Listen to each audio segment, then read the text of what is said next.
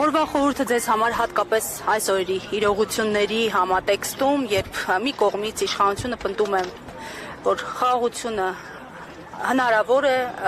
բայց մյուս կողմից տեսնում ենք, որ ֆաշիստական քաղաքականությունը շարունակողներ կան տարածաշրջանում, իդեմս Ադրբեջանի եւ Թուրքիայի։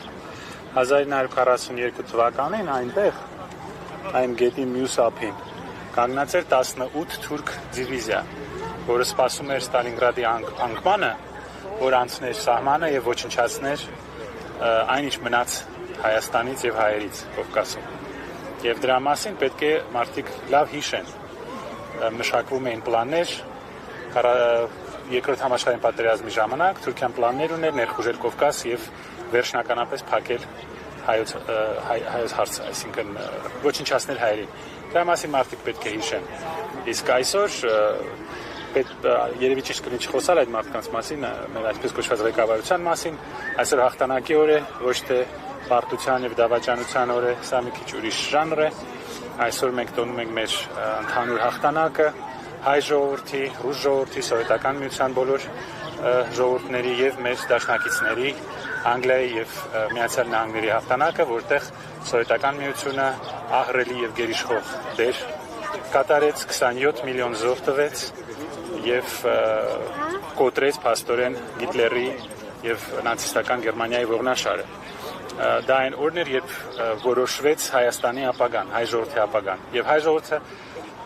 այդ հաղթանակից հետո ապրեց աննախադեպ վերածնունդ իր պատմության մեջ, այսպիսի վերելք, այսպիսի վերածնունդ հայ ժողովուրդը հազարամյակներով չէր տեսել։ Եկեք տոնենք այդ օրը։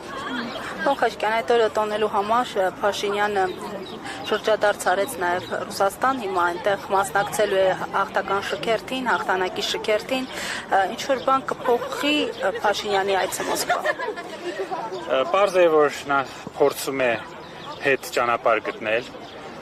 պարզ է, որ իր արևմտյան բոլոր այդ հույսերը, այդ հեքիաթները տապալվեցին, արևմուտքը որևէ ռեալ բան չարեց Հայաստանի համար, մեզ պոկեց Ռուսաստանից, փչացրեց մեր հարաբերությունները Ռուսաստանի հետ եւ մենք մնացինք այս ճգնաժամում։ Պարզ է, նա հասկանում է, որ պետք է հիմա նորից փորձի ինչ-որ լեզու գտնել ռուսների հետ, բայց փոխանակ մենք դա անեինք արժանապատիվ ձևով, որպես արժանապատիվ դաշնակից եւ ընկեր, հիմա սա բոլորը տեսնում են որպես ստիպված, այսպես նվաստացուցիչ ստիպված, այսպես ծնկերի վրա հետ գալ Մոսկվա։ Եվ իր ներկայությունը այնտեղ դե մի անգամից երևում է, անգամ այդ կադրերից երևում է, որ նա ստիպված է այնտեղ լինել, նա ոչ մի բան չի հասկանում, ոչ մեծ հաղթանակից, ոչ ռուս ժողովրդի եւ հայ ժողովրդի բարեկամությունից նա ոչ մի բան չի հասկանում։ Դե ոչինչ, թող գոնե նստի, շատ չխոսա ռուսերեն ու մենք չխայտարակվենք։ Խաչկյան, օբյեկտիվ չեն նաև հակադարձումները, ոչ միայն իշխանական, այլև հանրային տարբեր շրջանակների, որ Մոսկվան էլ մեզ համար լավ դաշնակից չեղավ։ Որպես ինչ որ երկիրը ձեզ լավ դաշնակից լինի, դուք պետք է այդ երկրին վերաբերեք որպես դաշնակից եւ հասկանաք այդ երկրի շահերը եւ ճիշտ հաշվարկեք ձեր քայլերը։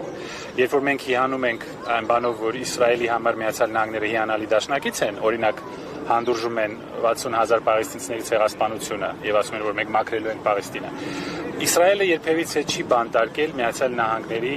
գլխավոր հրամանատարին, երբ նա եկել է Իսրայել, չի ձերբակալել։ Իսրայելը երբևիցե Բայդենին կամ Տրամփին չի ստիպել սպասել Բաքու։ Իսրայելը չի վիրավորել իր դաշնակցին եւ իր դաշնակցի թշնամիների հետ անընդհատ չի առնչվել։ Այսինքն հարաբերությունը փոխադարձ է լինում։ Եթե դուք այսպես վերաբերում եք ձեր դաշնակցին, ձեր դաշնակից այսպես կվերաբերվի ձեզ։ Եվ երկրորդը պետք է հասկանալ օբյեկտիվ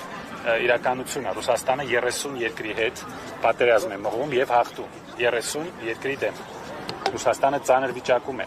եւ հենց այդ ծանր վիճակից օգտվելով այս մարդը վազեց Պրագա, երբ որ ռուսները հետ քաշվեցին Խարկովի տակ, վազեց Պրագա եւ հանձնեց Ղարաբաղը։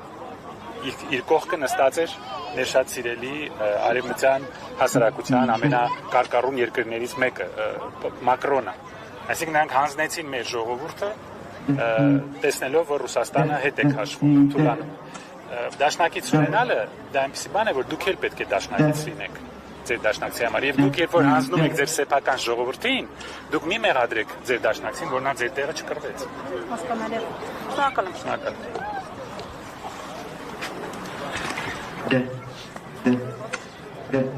Դե